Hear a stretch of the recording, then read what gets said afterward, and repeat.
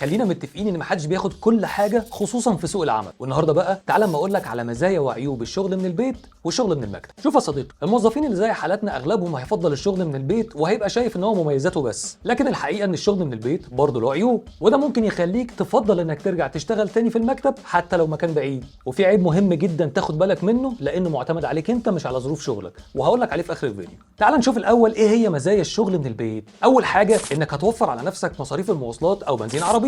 تاني حاجه هترتاح من الوشوش اللي دايما بتشتكي منها زي زمايلك او مديرك. تالت حاجه بقى دي للبنات، هتوفري وقت كتير قوي ما بين انك تجهزي وتلبسي وتنزلي تروحي شغلك. رابع حاجه بقى، في البيت مش هتحتاج تلبس فورمال، وحتى لو في ميتنج اونلاين يا دوب هتلبس الجاكيت. خامس حاجه بقى البريك بتاعك هتقدر تاخده في اي وقت، لا حد يقول لك انت رايح فين ولا اتاخرت ليه. سادس حاجه بقى دي ميزه للناس الانطوائيه، انت في بيتك ملك نفسك. حد دلوقتي يقول لي ما كده فل قوي، انت عايز تقدرنا ليه بقى يا صاحبي؟ الامانه تحتم ان انا اقول لك ايه عيوب الشغل من البيت. اول حاجه الالتزام، في ناس ما بتعرفش تخلص شغلها غير لما يبقى في حد واقف فوق دماغها، وده اكيد مش هيحصل في البيت. تاني حاجه بقى المشتتات حواليك في البيت بتكون كتير، يعني لو في البيت وعندك اولاد صغيرين مثلا مش هتقدر تعمل عليهم كنترول، ده غير الابس اللي الناس كتير بتضيع عليها وقت طالما مفيش رقابه، ده غير الانترنت اللي عندك في البيت اللي ممكن يكون بعافيه شويه. كل ده بقى هيأثر على انتاجيتك جنب مواعيد تسليم شغلك. تالت حاجه بالنسبه للناس الاجتماعيه اللي بيحبوا يبقوا قاعدين في وسط الناس ويتكلموا معاهم، الشغل من البيت هيأثر على نفسيتهم وانتاجيتهم وكمان هيحسوا بالعزله.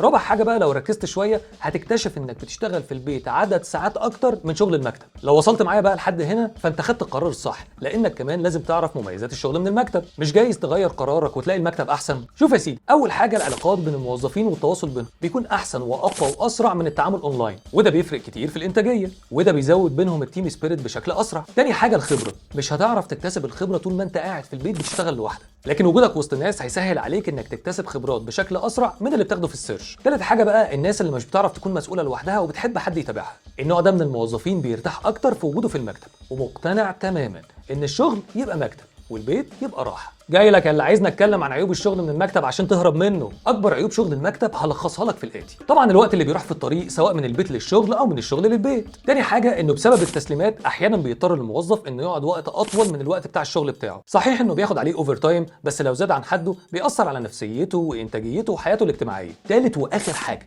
الرغي الكتير اللي بيعمل مشاكل ويبوظ كل حاجه بينا في الشغل. وبس يا سيدي، هستناك تقول لي في الكومنتس بعد ما عرفت كل المزايا وكل العيوب ايه الانسب بالنسبه لك، الشغل من البيت ولا الشغل من المكتب؟ وطبعا ما تنساش الفولو واللايك والحركات اياها.